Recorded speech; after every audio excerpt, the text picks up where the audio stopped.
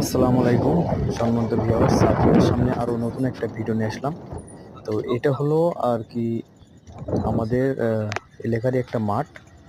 তো এটা ভিডিও করার উদ্দেশ্য, দেখুন আমাদের যশোর জেলাকে কেন খেজুরের রস গুড়ের জন্য বিখ্যাত বলা হয়, সেটা এই ভিডিওর মাধ্যমে দেখতে পাবেন।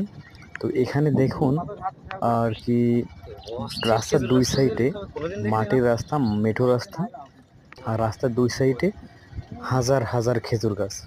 এটা আমার এলাকায়, অথচ আমি জানতাম না। আমি আজকে ফার্স্ট টাইম এই রোডে আসলাম। তো যতদূর চোখ যাচ্ছে শুধু খেজুর গাছ আর খেজুর গাছ। তো এখানেই বোঝা যাচ্ছে যে আমাদের যশোর এই কারণেই খেজুরের রসের জন্য বিখ্যাত, গুড়ের জন্য বিখ্যাত।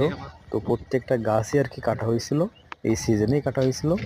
এবং এখানে অনেক গাছ এখনও ছোট রয়েছে, যা চাষিরা বা যারা গাছিরা এখনও রস সংগ্রহ করেনি। আশা করছি সামনেই তারা অচিরেই এই গাছ থেকে রস সংগ্রহ করবে।